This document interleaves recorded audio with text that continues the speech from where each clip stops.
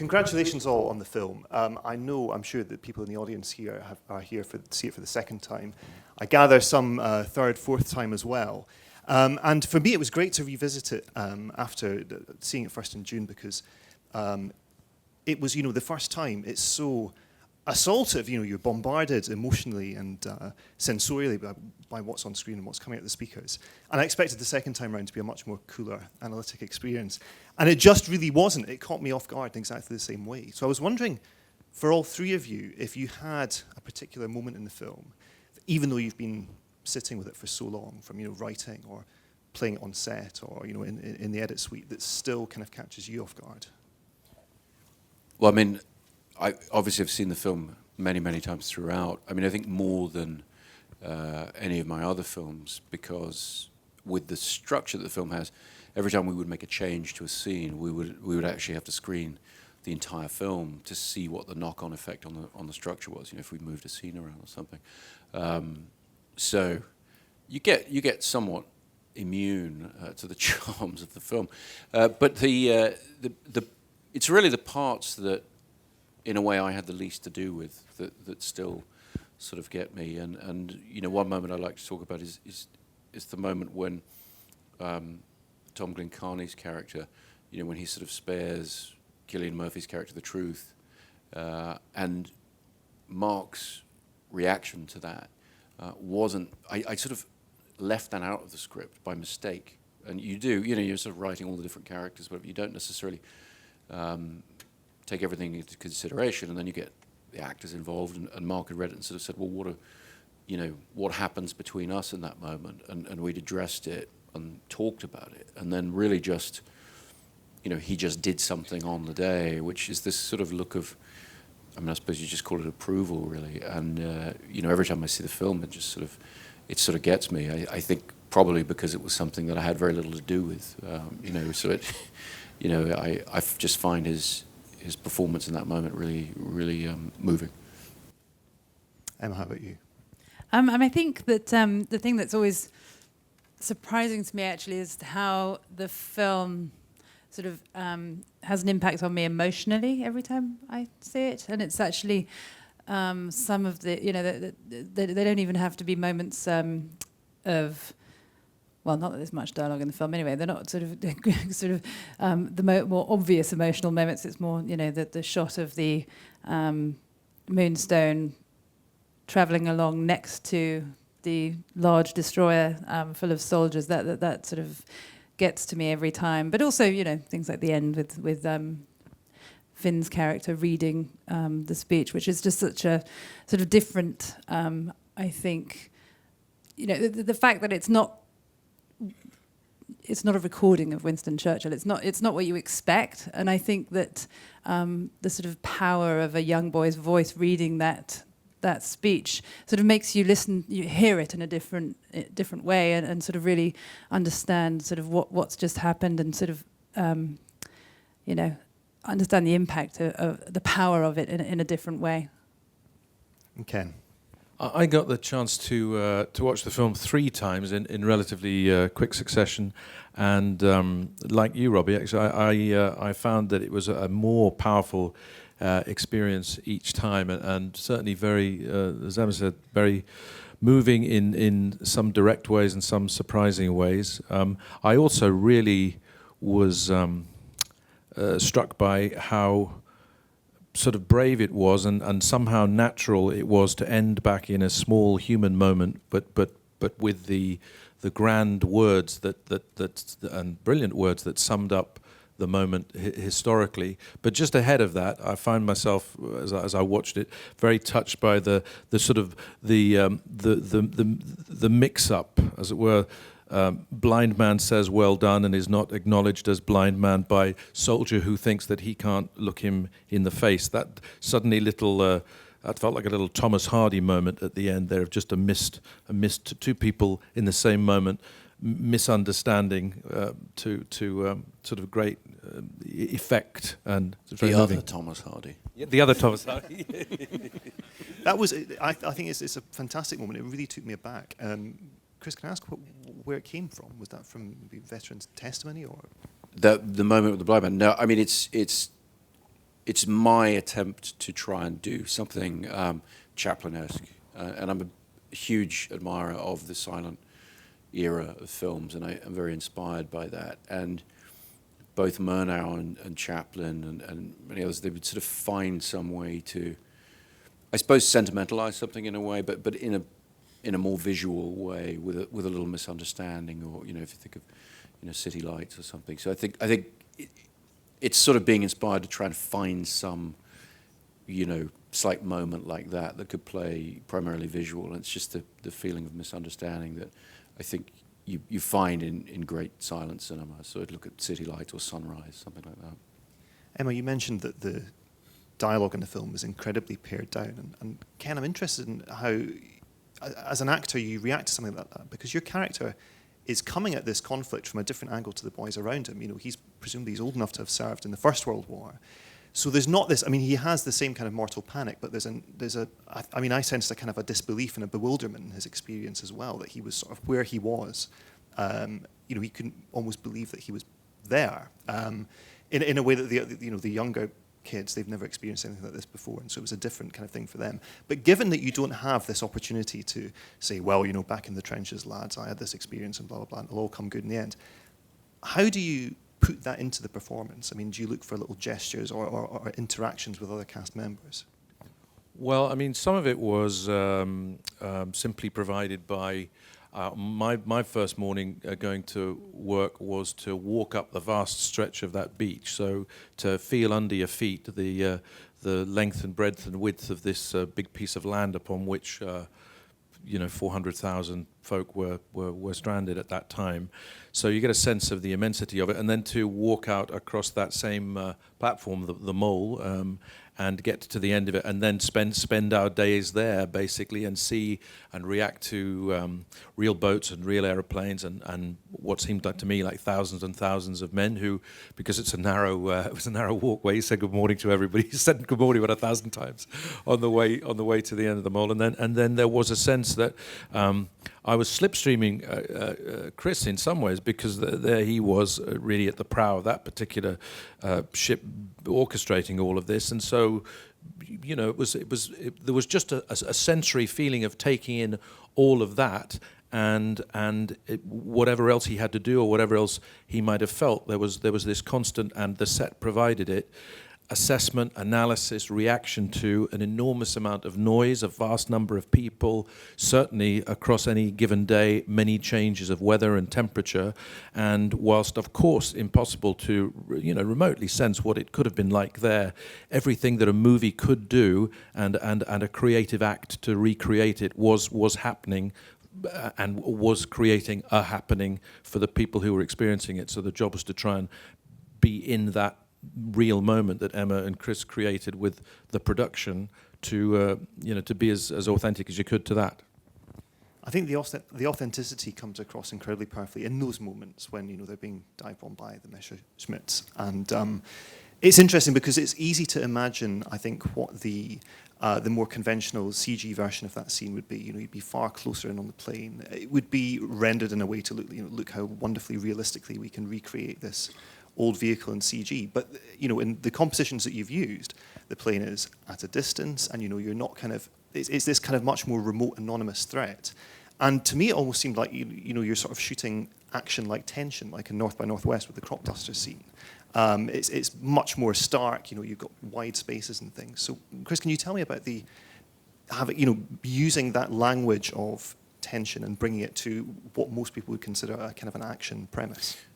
Yeah, in considering how to take on the story of Dunkirk, and it's a story that Emma and I have been looking for a way to tell for a long time,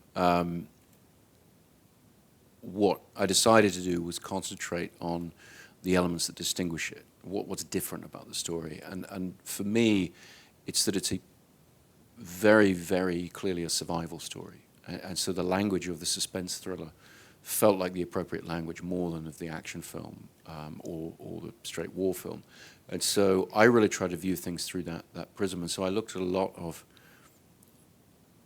the masters of suspense, Hitchcock, obviously, Clouseau, and various others, things like Clouseau's Wages of Fear, And the tribute to bringing the stretcher across that little bit on the mole with the broken wood and the Yeah. one remaining plank. Well, and exactly because what those filmmakers understood is that suspense is the most visual of languages. You do the least with dialogue in a way, and you do the most with physical process. And so it's about things like that scenario with the plank and can they get across, and I'm thinking of Wages of Fear with the wooden platform, the spinning tires and everything, and the detail.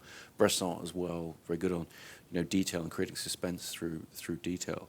And so the way the airplanes figure into that was, we really wanted to be from the point of view of the people who would suffer that bombardment and really present it in a very realistic way. And so computer graphics did not feel like they would ever have the correct patina for the film.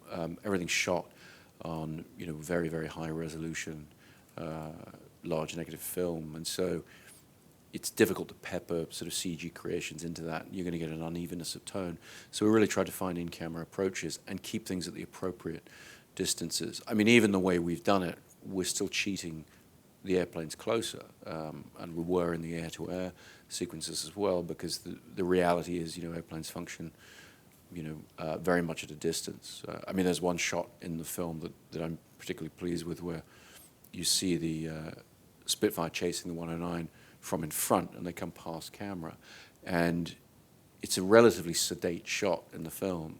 But I was in the plane that shot it, and it was absolutely terrifying, because you're flying head-on with two other aircraft, and we went as close as it was safe to go, and it felt absolutely terrifying in the air. But when you look at it on camera, they seem like large distances. So everything in the air plays at very, very much larger distances, which is historically why the people on the ground were very convinced that the Royal Air Force had not done their job. And there was a lot of animosity and a lot of bitterness towards the RAF that Churchill tried to address in his speech, which not in the part that we've included in the film, but he went out of his way to praise the RAF, because with the distances involved, a lot of the people on the beach just couldn't see, what the Air Force were doing, and obviously that's why we have the moment in the film at the dock where it says, where the hell were you? Emma, just in terms of wrangling the logistics of using these historical vehicles, because I mean the aircraft they're not just period accurate, they are from the period, right? And the boats as well. You sourced boats that had actually made that crossing to do the real rescue. How on earth, in terms of coordinating the production, did you do that? And were there any moments at which you were tempted to say, well, let's just kind of make this work with some kind of a recreation? I mean, I think, it was enormously important to us to do as much as we could for real. I think it, it really pays off in the film, because I think you really feel like you're there and you can sort of feel the authenticity. And I think that, just being on the real beach itself, it also had an enormous part to play in that. And it was an enormously difficult job to sort of try and source all of that. However, there are a lot of people who care very deeply about both things, both the Spitfires and the real little ships. There's an organisation called the Association of Dunkirk Little Ships, and they absolutely cherish those boats and look after them and get together every year. And in fact, every 5 years they do recreate the journey and go back on the anniversary every 5 years. And so they're real enthusiasts, and they were very enthusiastic about being a part of the film. Dan Friedkin, who owns the Spitfires that we used, actually flew them for us. He's a very busy man, he's a businessman and also now actually a film producer, and he took time and came and was on call for us. It was a very long process. I look back and I can't believe we managed to find those people and those boats and so on, but it was worth it. And these vehicles had to be fitted with the IMAX cameras that you're using, right, for those on-the-wing shots. The cameras had to be physically strapped on there somehow. Well, yes and no. I mean, we didn't ever want to have to sort of drill into, period Spitfire. I mean, they're very valuable planes. And, I mean, there are ways of doing those things, but ultimately the most versatile solution to how to get the cockpit shots was to acquire a cheaper plane called a Yak. It's a Romanian plane. It's about the same size and shape as a Spitfire. And we could, because we owned it, we could build the camera mounts we wanted on the wing, It took months to do that because the IMAX camera is huge, and so the aerodynamics change greatly. So you'd have to build part of the camera mount, adjust the trims, carefully over time, and then eventually mount this camera on this plane that has 2 cockpits. So we could put the actor in the front cockpit and have a real pilot in the rear cockpit actually flying the plane and flying formation with our Spitfires, and in that way get real shots of the actor up, with the Spitfires in the background going through the action. And it took a lot. I mean, it was a huge effort to do that. But what Hoyte van Hoytema, my director of photography, and myself had realized, looking back at all the great movies of the past that had had terrific aerial sequences, the one thing that tended to show the artifice were the shots of the actors in the cockpits. The lighting was a little controlled. They were clearly shot green screen or indoors with backings or whatever. So we were determined to try and get rid of that artifice and make shots that really felt as authentic as all the air-to-air stuff. Do you think that authenticity could have been achieved 10 years ago? Because, I mean, The Dark Knight was the first Hollywood feature that used IMAX cameras, right? Yeah. So presumably this technology has advanced to an extent since then, and you can now do things with the cameras that you couldn't do back then. Well, somewhat the technology has advanced, but I think it's more we're less afraid of it than we were. I think, the first time we worked with IMAX cameras, and they are enormous. I mean, it's the size of a microwave oven, and it makes a crazy noise that, for guys like Ken to act in front of is a little bit problematic. So we would mix formats with a quieter camera. In the past, we've done it with 35mm. In this film, we did everything 65mm. So we mixed it with, 5-perf 65mm, which is what Lawrence of Arabia was shot on or whatever. So we've got better and better and more daring, I suppose, with using the cameras. And Hoyte van Hoytema pushed the guys at Panavision, the guys at IMAX, to make new lenses, new lens mounts, so that we could make a periscope lens that would allow us to mount the camera behind the pilot and have the lens right over his shoulder, that kind of thing. So we found ways to deal with the large size of the cameras. And they've become technologically more sophisticated in certain ways, but at the end of the day, it's an analog format with a huge negative that has to be run, through this mechanism, and so it's always going to be a large, cumbersome format. But it's, I just think it looks tremendous. Ken, can you tell me a bit about acting around these contraptions? I mean, does it change, your particular process working in front of IMAX than it would in front of digital? Well, I guess you act quite quickly because the takes are short. I think what you value is there's a sort of sense of event every time, because it's just to see the camera being used so often in handheld mode was to see Hoyte sort of gather himself slightly. The blood would drain from his face a bit as he realized he was going to have to hoist this big thing up there again. And then so many variables were happening. He was then pointing it at a ship that was moving up and down and in and out, and all sorts of real-time things were happening. Part of, I guess, what Chris was going for and Hoyte were going for was capturing that. So it made it exciting, and frankly, in terms of the noise of it, you ended up again playing a reality of, well, I'm sure it was noisy then, and there are all sorts of other noises going on in this set, and I should probably speak in a way that would allow me to be heard by the person I need to speak to in this tense situation. So it kept coming back to a kind of sort of authentic mirroring of certain kinds of dynamics that must have been at play there. Given that Chris's team of regular collaborators, both in terms of cast members and your crew as well, this is your second film with Hoyte after Interstellar, and many other crew members have been involved in previous productions. Ken, did you notice a kind of a synergy or a rapport that was kind of defined the Christopher Nolan way of working, that you kind of noticed on set for a few days, that you kind of took a while to get into? The impression I had was of something very evolved and natural. It was highly professional and sort of organized, which I was certain that one would expect. For me, what was very pleasing to be a part of, and what was very impressive, was the degree to which Emma and Chris had both, in terms of production logistics, clearly done so much sort of preparation for all of this. So you felt very much welcomed into something that was really well organized, to put it sort of as blandly sounding as that, but was then ready to respond to, as mentioned, so many variables that although there was a super kind of assured and I'd say happy and fun, seriously fun kind of approach to it, there was also this necessary improvisational quality, which was also very impressive when you realized that I read a magnificent screenplay that clearly massive amounts of thought and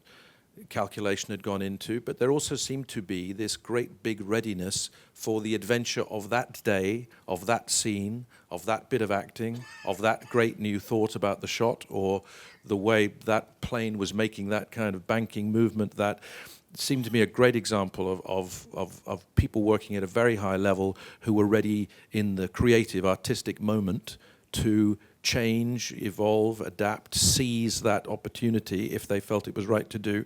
So it was both, very sort of, there was a sort of readiness that did lead to really quite a lot of excitement on the day. And to my amazement from both of them, a capacity to have some fun along the way. So, I've worked a lot of instances where that big effort is so sort of all-consuming and requires such concentration, people can be pretty glum. These two managed to do all that and still smile and say the same 1,000 hellos on the way out to the end of the mole, and that seemed to me was impressive. But most of all, it was a welcoming and creative atmosphere to be in. So it was a big treat for me. Chris, I want to ask you about that preparation process, because on this film, even more so than on your others, I think, the screenplay and the soundtrack, and in terms of both Hans Zimmer's score and the live sound of what's going on in the on-screen action, are all incredibly tightly interwoven. So when did Hans come on board with the music? How important was getting that three-strand structure in place? And what kind of came first? Well, what came first was my approach to writing the screenplay, which was trying to do it according to a certain musical principle that I've used in my other films in the soundtracks. Firstly with Dave Julian, the composer on The Prestige, and then later with Hans and with the sound effects guys. And that was using this musical principle called the shepherd tone, which is it's a sort of, it's the audio equivalent, the musical equivalent of an optical illusion. And so you use ascending notes in the scale to create a corkscrew effect. So the music always feels like it's going up. So we used it in sound effects. We used it for the sound of the bat pod in The Dark Knight. So it never downshifts. It's just always getting higher and higher. And what I did in the screenplay is, using the three strands of the story, I tried to apply that to the actual narrative, so that one story strand is sort of peaking as the next one is gathering steam, and the next one is kind of in the middle. And so you get, at script stage, you've got a kind of series of continually increasingly tense scenes. And I showed that to Hans, and I gave him a recording I made of a pocket watch that I own that has a particularly insistent ticking, and asked him to start making tracks based on that sound and based on heartbeats and footsteps and things like that, and not to write tunes, just to try and come up with moments of suspense and how that could integrate with the soundtrack and with the sound effects. And then I think this was all happening prior to shooting and then during shooting. And I think his biggest sort of musical breakthrough, once it started to happen, was he took the notes that are used to make an air raid siren, the particular note and a particular clash of notes that are always used for that sound, and you have a kind of primal response to it. And he started making music from that. And that wound up being sort of the backbone of a lot of the cues, so that there was this feeling of, there is this continuing feeling of almost panic and suspense through all of the music. And so that became very integrated with the way we edited the film, because we'd be using these rhythmic tracks to do it and passing them on to the sound effects guys, who would therefore be able to use the boat engines to carry the musical rhythm in the film. And so there's a handoff between sound effects and music throughout the track. And it is a track that runs continuously through the entire film. So it's a sort of 100 and whatever minute track, which, we break it off at one point for sort of almost light-hearted effects, relatively light-hearted. But it's this rigid set of rules that Hans and his team were working to for a long time. I mean, I think he spent the better part of a year, doing the music, and it was a tremendous effort by all concerned. And I think they were pretty frustrated with my rule set, if you like, but they got there in the end, and I'm very, very pleased with what they did. Well, I think what's really interesting to me is that Hans Zimmer is such an incredibly productive composer, and yet his work with you always seems to stand apart from what he does for other people. And is it because you give him these rule sets to work by that maybe he's used to not necessarily having so much direction at the start? I don't know. Well, I wouldn't want to comment on his other scores, but he's... oh, no, I mean, goodness, they're terrific, but there's a certain Zimmer brand, I think, that you hear it and you instantly know that it's him. There with is. yours, it does seem to stand apart. So. No, he does do... I think he has very much enjoyed the opportunity I've given him to not do the Zimmer thing, if you like, because he's so good at that and gets hired to do that a lot, because that's what people want from him. They want that existing sound.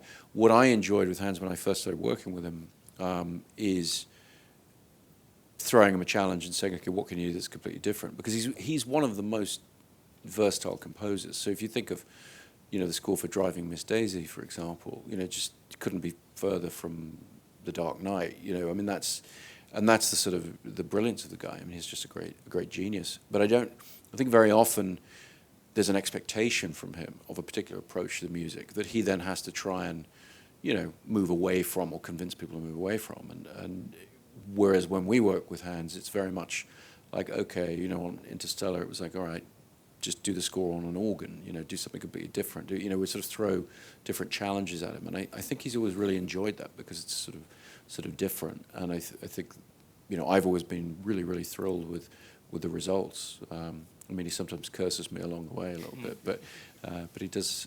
I mean, he's a genius, really. What was it like, Chris? Apropos of that, I've always been fascinated with this film.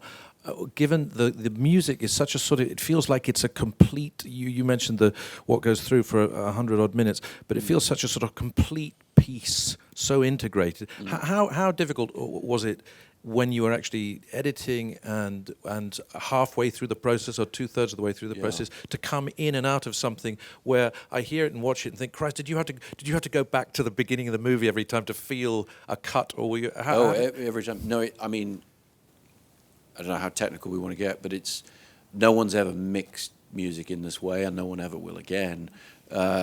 So on the Pro Tools, we track laid, like every single sound in the music is track laid through the entire film. And so rather than cutting the tracks, they're all volume graphed because the automation then shifts down. Otherwise, every time you did a picture cut, you have to recut every single track of thousands of tracks. And what that meant is every time we made a picture cut, the music changed slightly, which was kind of interesting. I mean, it's a very different... I mean, Alex Gibson is the music editor on the film. I mean, he took on board how I wanted him to do it and, smiled politely and said, okay, I'll give it a try. And then we made it work. But it was a nightmare. But one of the things about that I think is so characteristic of this film, what I was talking about earlier, is so you talked about some rules there for Hans. Love to get to a point where I could ever say to a composer, don't write any tunes. But given that you'd had that conversation, is that then every time, with that sort of genius method of laying the sound of the music out, which in itself has almost a sort of mathematical brilliance about it, every time you're making a cut, you're then deciding to improvise. Yeah. So that this sort of, it seems to me this is so part of what this film is. It's so well planned, and then you kind of sort of dance with it, and sounds like you were doing it even in that. Yeah, I mean, the music literally every time we changed a picture, the music would slightly change, and where things came in and out change, and in a completely, not in a random way, but in an arbitrary way. Yeah. And it worked. It was one of those things where it was an experiment, a massive experiment.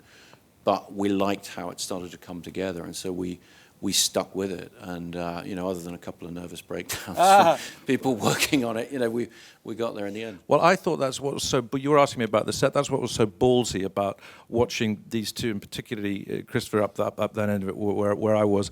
It felt as though I was watching somebody in front of a canvas to which they were responding moment by moment, even though you had kindly arranged for that boat, that ship, and everything else. But so for me, it was really fascinating to see that the planning, and then the spontaneity happened. So it was it felt like really felt with a movie like this that it was feeling that creative spark happening the whole time, and that seems to me to be a kind of an example of a kind of point in a career where the confidence of what you do with the bravery of what you're pursuing comes together in an amazing way. It was an amazing thing to watch. I think that really comes through in the use of the Elgar as well, because it would have been so easy just to say, okay, everyone knows Elgar, let's throw this in as, the hits of the period. But instead it has this kind of mirage-like quality that it just kind of comes in and recedes and then it looks and it's a piece I love, and I suggested it to Hans in a very tentative way, and I thought he would be upset with me or laugh at me or whatever. But he understood immediately that what I was talking about was finding a way to address it in a very deconstructed way so that you could hint at it. And in the end, he wound up incorporating it really through the entire score, these odd hints of it. And then it comes together at moments, and you get the pleasure of kind of recognizing it, and then it comes apart again. And I think he and Ben Wolfish, his collaborator on that particular piece, they really did a remarkable job of sort of finding the essence of it, but representing it to the audience. Because it was something we knew we couldn't use straight, because it wouldn't fit with the tone of everything else we were doing. But it felt like the right culmination of the emotional approach, because what it said to Hans is we want a very objective music, very unsentimental, very unemotional. And then you trust that towards the end you've earned a sense of emotion. I think it was Hans who first said to me that, I think it was actually Ridley Scott who said this to him. He said, sentiment is unearned emotion. And I thought, well, that's great. You sort of hold that in mind, particularly dealing with this kind of subject matter. Is you really want to feel that you've earned those emotional beats. So you wait as long as you can and then have them come together, hopefully in the right way. But ultimately, it's very subjective. But I really loved what he did with it. Well, we've reached a very emotional beat in today's proceedings, which is the end. But thank you all very much for coming. Chris, Emma, and Ken, thank you very much. Thank you. Thank you very much.